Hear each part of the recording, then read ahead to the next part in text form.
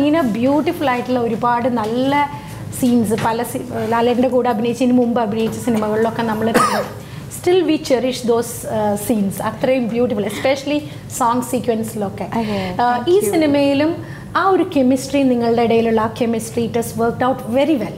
അത് നമ്മൾ കാണുന്നവർക്ക് അത് ഞങ്ങൾക്ക് തോന്നിയിട്ടുള്ളൊരു കാര്യമാണ്. പക്ഷേ പ്രത്യേകിച്ചും അത്തരം സീനുകളിൽ സോങ്, വളരെ ലൈറ്റർ മൊമെൻറ്റ്സ്, കുടുംബത്തിനകത്തുള്ള ലൈറ്റർ മൊമെൻറ്റ്സ്, അതൊക്കെ ചെയ്യുമ്പോൾ ലാലേട്ടൻ്റെ കൂടെയുള്ള അഭിനയിക്കുന്നതിനെ പറ്റി ആ ഒരു എക്സ്പീരിയൻസിനെ പറ്റി ഒന്ന് പറയുമോ? How it is, how to say that, അല്ല എങ്ങനെ പറയാനറിയില്ല. But as a performer he's very unpredictable. നമ്മൾക്കറിയില്ല അവർ എന്താ എക്സ്പ്രഷൻ കൊടുക്കാൻ പോകുന്നത്, എന്താ ചെയ്യാൻ പോകുന്നത്. ഹി ഡസ് റിഹേഴ്സൽസ് ചെയ്യും, ഡയലോഗ്സ് ഒക്കെ പറയും.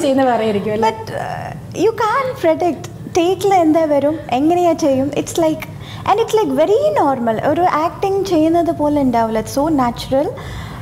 എല്ലാം കഴിഞ്ഞ ശേഷം പണം കാണുമ്പോൾ ഓ വാവ് ഇങ്ങനെ ചെയ്തോ, this is the expression. You know when you watch the movie you realise it.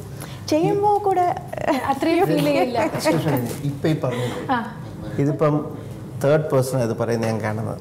എൻ്റെ ഷൂട്ട് തുടങ്ങി ലാലേട്ടൻ ജോയിൻ ചെയ്ത് 2 ദിവസം കഴിഞ്ഞപ്പം എൻ്റെ വൈഫിൽ എൻ്റെ ഒരു കോസ്റ്റ്യൂം ഡിസൈനർ എന്നോട് വന്നിട്ട് ചോദിച്ചു, ലാലേട്ടൻ എന്തെങ്കിലും വിഷമം? ഞാൻ എന്താ ലാലേട്ടൻ അഭിനയിക്കുന്നുണ്ട്, എന്തൊരു താല്പര്യമില്ലാത്ത പോലെ, എന്താ പ്രശ്നം? അപ്പം ഞാൻ പറഞ്ഞു, ആദ്യം എനിക്കും തോന്നി, പക്ഷേ ഇത് എനിക്ക് തോന്നുന്നത് സ്ക്രീനിൽ വരുമ്പോൾ നമുക്ക് ജഡ്ജ് ചെയ്യാൻ പറ്റാത്തതുകൊണ്ട് അങ്ങനെ ആയിരുന്നു. എൻ്റെ പറഞ്ഞു അല്ല കേട്ടോ, എന്തോ പ്രശ്നമുണ്ട്, എന്തെങ്കിലും പ്രശ്നമുണ്ടെങ്കിൽ ആരുടെ മൂഡ് ഔട്ടാണ്. ഇത് പുള്ളിക്ക് ത്രൂ ഔട്ട് ദ സിനിമ തോന്നി, ലിൻഡയ്ക്ക് എന്തോ താല്പര്യമായിരുന്നു. ഇത് കഴിഞ്ഞ് ഫസ്റ്റ് ഇത് കണ്ടിട്ട് എന്നെ വിളിച്ചിട്ട് പറഞ്ഞു, അയ്യോ ഇതൊക്കെ ഇങ്ങനെയായിട്ടാണ്. അത് ഭയങ്കരമായിട്ടുണ്ട് ലാലേട്ടൻ. അത് വേറൊരാളും എന്നോട് പറഞ്ഞു. അതെ, ലാലേട്ടൻ ഒന്നും അതിനെപ്പറ്റി പറയും. ലാലേട്ടൻ ഇപ്പോൾ പലപ്പോഴും വലിയ ആർട്ടിസ്റ്റ് പറഞ്ഞ് ഞാൻ ഇതിന് മുമ്പ് പലപ്പോഴും കേട്ടിട്ടുണ്ട്, ലാലേട്ടൻ്റെ കൂടെ അഭിനയിക്കുമ്പോൾ ലാലേട്ടൻ റിഹേഴ്സൽസ് ഒക്കെ ചെയ്യും. ഫൈനലായിട്ടുള്ള ടേക്ക് വരുന്ന സമയത്ത് ലാലേട്ടൻ്റെ ഭാഗത്ത് എന്തോ ഒന്ന് കൂടി അതിനകത്തേക്ക് വരുന്നുണ്ട്.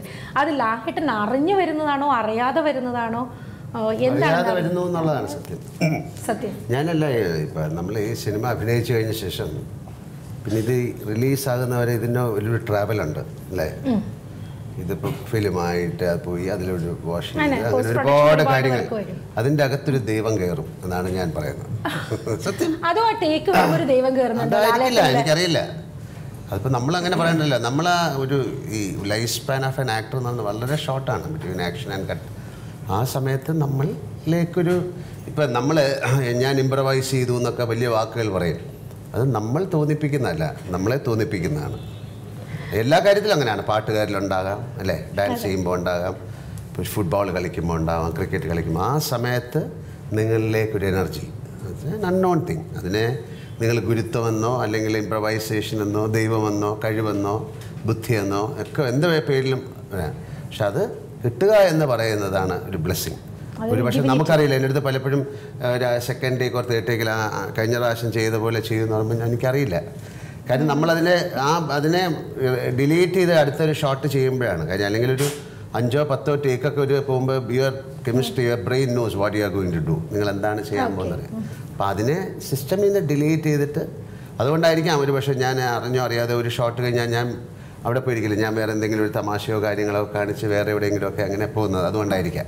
പക്ഷേ പിന്നെ അതിനെക്കുറിച്ച് കൂടുതൽ അറിയാൻ ശ്രമിക്കേണ്ട കാര്യമില്ലാത്തതുകൊണ്ട് അറിയാൻ ശ്രമിച്ചിട്ടുണ്ട്.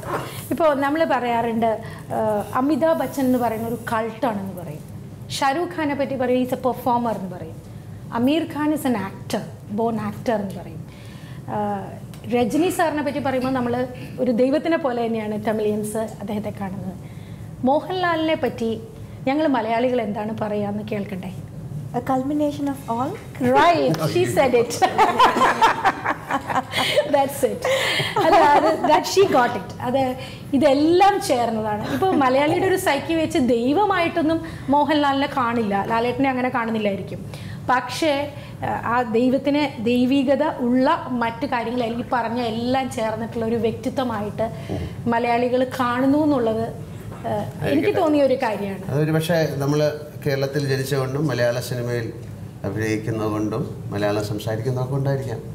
പിന്നെ തീർച്ചയായിട്ടും കേരളത്തിനോട് നന്ദി പറയുന്നു, മലയാളികളോട് നന്ദി പറയുന്നു, മലയാള സിനിമയോട് നന്ദി പറയുന്നു, കൂട്ടത്തിൽ മീനയ്ക്കും. മീന അത് കറക്റ്റായിട്ട് ഞാൻ ചോദിച്ചതിൽ നിന്ന് മീന അത് പുറത്തേക്ക് പറഞ്ഞു. അത് അല്ല ഞാനത് പറയുമ്പോൾ മീനയ്ക്ക് പറയാൻ കഴിഞ്ഞത് മീനയിലുള്ള മലയാളി ബ്ലഡ് അത് പുറത്തേക്ക് തിരിച്ചറിഞ്ഞു എന്നുള്ളതാണ്.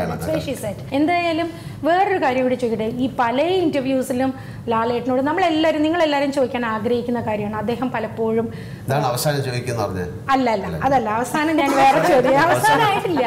എന്തായാലും ഈ എപ്പോഴും പറയണ്ട, ഈ നമ്മൾ കമലഹാസനെ പറ്റി പറയുമ്പോൾ വളരെ റൊമാൻറ്റിക് ആയിട്ടുള്ള ഒരു വ്യക്തിയായിട്ട്, റൊമാൻറ്റിക് അണ്ടർലൈൻഡ് ആ വ്യക്തി, അങ്ങനെ ഒരു വ്യക്തിത്വമായിട്ടാണ് കാണാറ്.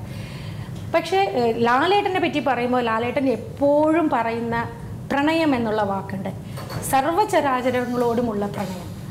ആ പ്രണയം സത്യത്തിൽ പറഞ്ഞാൽ ആക്ടിങ്ങിലായാലും എല്ലാ കാര്യങ്ങളിലായിട്ടും പരന്നൊഴുകുന്നതായിട്ട് കാണുന്നുണ്ട്. അതിനെക്കുറിച്ച് ഇൻവേർട്ടഡ് കോമേഴ്സിലുള്ള പ്രണയമല്ല ഞാൻ ചോദിക്കുന്നത്, അതേക്കുറിച്ചൊന്ന് പറയാമോ? കാരണം ഈ അതിനെക്കുറിച്ച് പറയാൻ പറ്റില്ല, അത് അനുഭവിക്കാനേ പറ്റുള്ളൂ. അത് ഇറ്റ്സ് എൻ എക്സ്പീരിയൻസ് അല്ലേ.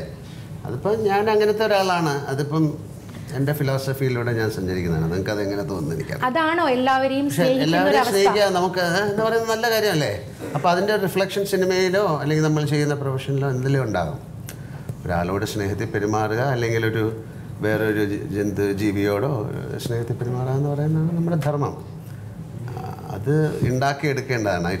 അതൊരു ഫീലിംഗ് ആണ്, അതിനെക്കുറിച്ച് പറയാൻ പറ്റില്ല, അത് അനുഭവിക്കുകയാണ്. ആ ഒരു അവസ്ഥയിലാണ് ലാലേട്ടൻ എന്ന് പറയുന്നത്. അപ്പോൾ അതിൻ്റെ ഒരു ഇൻഫ്ലുവൻസ് ക്യാരക്ടറിൽ തീർച്ചയായിട്ടും ഉണ്ടാകും, സിനിമയിൽ ഉണ്ടാകും, എല്ലാത്തിലും ഉണ്ടാകും, എല്ലാറ്റിനകത്തും. പിന്നെ നമ്മൾ എന്തായാലും നമ്മുടെ സ്വഭാവം എന്ന് പറയുന്നത് നമ്മുടെ പെർഫോമൻസിലുണ്ടാകും അല്ലേ. നിങ്ങൾ പറയുന്നൊരു ലേഡിയോട് റെസ്പെക്റ്റ് തോന്നുക എന്ന് പറയുന്നത് ബേസിക്കലി ഞാൻ അങ്ങനെ ഒരാളാണ്. പക്ഷേ ഞാൻ അറിയാതെ തന്നെ എന്നെ കാണാനൊരു കുറച്ച് പ്രായമുള്ളൊരു സ്ത്രീ വന്നു കഴിഞ്ഞാൽ ഞാൻ എണീറ്റിട്ട് നമസ്തേ എന്ന് പറയും. അപ്പോൾ അതറിയാതെ സംഭവിക്കുന്നതാണ്. അപ്പോൾ അതുപോലെ തന്നെ സിനിമയിലും ഉണ്ടാകാം. ഒരു 15 വർഷമായിട്ട് ലാലേട്ടനെ പുറത്തുനിന്ന് ഒബ്സർവ് ചെയ്യുന്ന ഒരു വ്യക്തി ഈ സിനിമയുടെ അവസാന ഭാഗത്ത് ഇയാൾ സംസാരിക്കുന്നുണ്ട്, പക്ഷെ അദ്ദേഹം ആ സ്ത്രീയെ നോക്കിയിട്ട് പോലും ഇല്ല. ആ കാര്യം അയാൾക്ക് നോക്കാൻ പറ്റില്ല ഇല്ലേ. നിങ്ങളൊരു വലിയ മനുഷ്യൻ എന്നാണ് പുള്ളിയെടുത്താണ് എല്ലാം കമ്മ്യൂണിക്കേറ്റ് ചെയ്യുന്നത്. എന്നിട്ട് ആ മാഡത്തിന് അയാൾ ജോലി നോക്കുക പോലും ചെയ്യില്ല. കാര്യം അയാൾക്ക് നോക്കാൻ പറ്റില്ല. അതിൻ്റെ ഒരു റെസ്പെക്റ്റാണ്.